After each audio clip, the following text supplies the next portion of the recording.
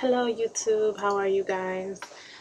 Today I wanted to share one of the many testimonies that God has given me. And I've actually never really shared my testimony to anyone like that, besides like my family and my husband. But I know that my testimony is for someone else to learn and to help them along the way. That's why we go through trials and tribulations, and then at the end we come out victorious with God. And I wanted to share one of my many. So a few years back, when I just had my first son, because I have two now, a few years back, I worked in a store called Verizon Wireless. And I did customer service there, and I helped around the floor. And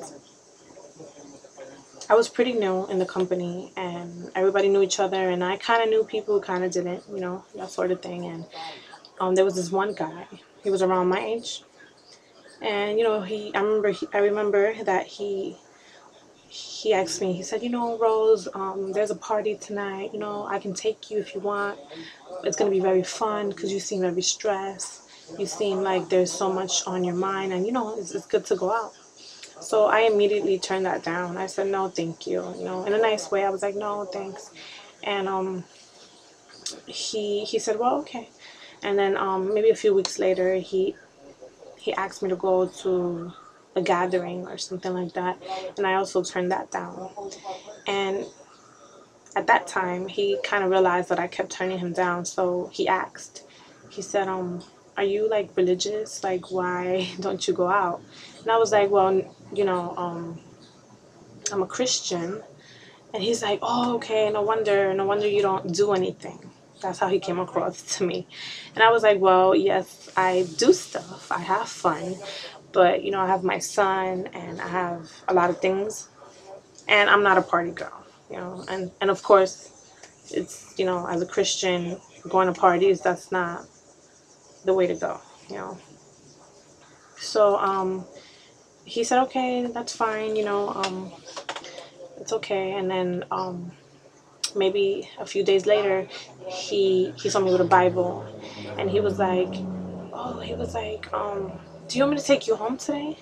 And I was like, at this time I already kind of knew him more, and in my heart I felt like that I needed to speak to this man about God. Like, I kind of saw an interest in him.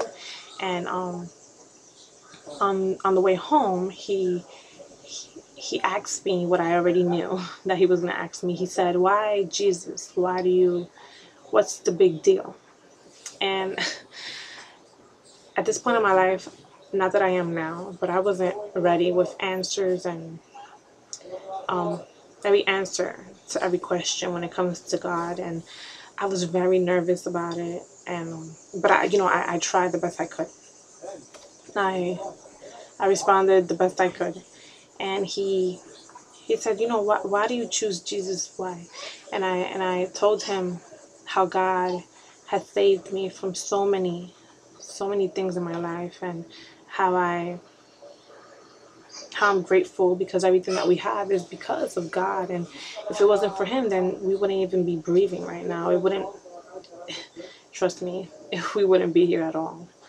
And he kept questioning me. And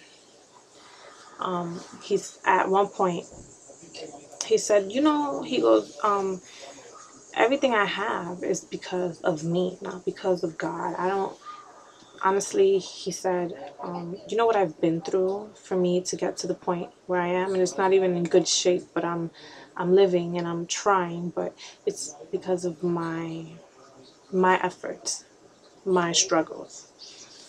So I looked at him and I said, yes, we go through a lot of trials, we go through a lot of hardship in this life, but it's not, and nothing you do, not even if you work your fingers to the bone, nothing you do will pay off.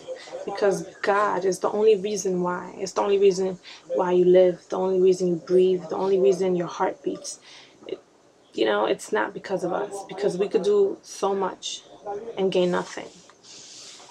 So he got mad at me at this point. I kind of saw him frustrated with me, and he said, "No, I don't think so. That's crazy." He was like, if there was a God, if there is a God, then why am I going through all this in my life? Why does he permit these things that are happening to me? He was, I'm going through such a hard time. And from there he went on to tell me that he he has two daughters, and the relationship is broken, that his relationship is broken, and the woman that he's with, she she's like very insecure, doesn't let him do anything, and they always fighting, they don't get along. And then he told me that she was involved in witchcraft and voodoo, that sort of thing, you know. And when he told me this, I kind of hesitated, and because I've never really, I mean, I know about that, I've heard about it, but I never really encountered anyone that was around that, you know. And I got a little bit nervous, and I was like, well, you know, but you know, I just answered how I could. I said, "You don't worry about that. You don't need to worry about nothing." He was like, "Well, she's always threatening me, how if I do this or I do that, that she's gonna do this to me and that to me, and I'm scared because she hangs out with a lot of people involved in this kind of thing, and she basically threatened me, my life." So after that, I believe we had a few more conversations, and it seemed like he really wanted to know about God, but he was more like fighting with me at the same time, you know. So I remember I switched jobs in the course of time. I switched jobs, and I was working, and somebody called my cell phone. I didn't know the number, so I kind of waited to like my lunch break. And when I went to my lunch break, I picked up the phone, and sure thing, it was his the mother of his kids. And the things she said on the voicemail I cannot say here, but they were that bad that I cannot mention. But she basically threatened my life and my son's life. She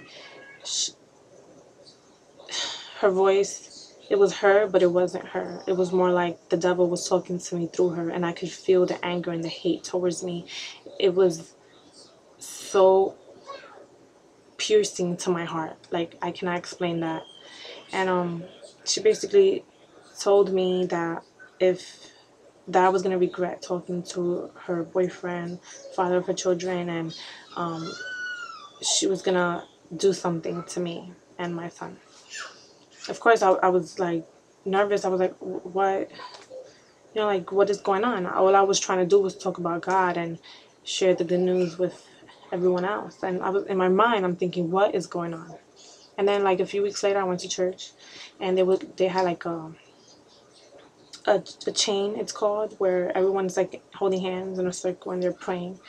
And I was in that chain, and one of the brothers came, handed me his cell phone, and he's like, "Go to the bathroom, you know, someone's on the phone to talk to you." And I didn't know who it was. So as I entered the bathroom and I said hello, it was a lady, and she started praying for me. She didn't know what was going on. And as she prayed, God revealed things to me, and I couldn't believe it. You know, it was like it was our God that made the heavens and the earth, which is just amazing. And he spoke with so much authority and power and love at the same time. And he told me that they had put me in altars of witchcraft, and my jaw dropped to the floor. You know, I was just like, no way, like, is this really happening to me? So he recited the my favorite Psalms, which is Psalms 91. And I don't know it too well in English because I know most of the things in Spanish, but he it's more or less like this. 1,000 may fall at your right hand and 10,000 at your left, something like that, but they will not come near you. And I started crying, and I was like, and he told me, he was like, no one in this world will ever touch you, ever. And I cannot explain the love, the power in God, that you feel like a little baby, like you just feel so loved and so wanted by God, and you just know everything's gonna be okay and nobody can touch you. Like, even if your mom or your husband or your dad try to like save you from things like this, they can't. But knowing that God is willing and loves us, then that's just amazing.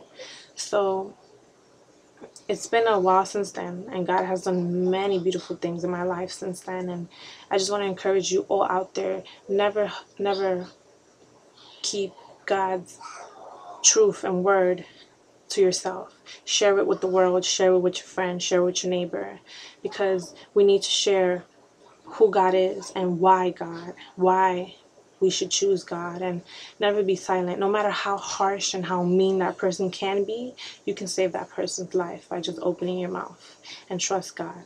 So I hope this blessed everyone out there, and I love you all. God bless you so much.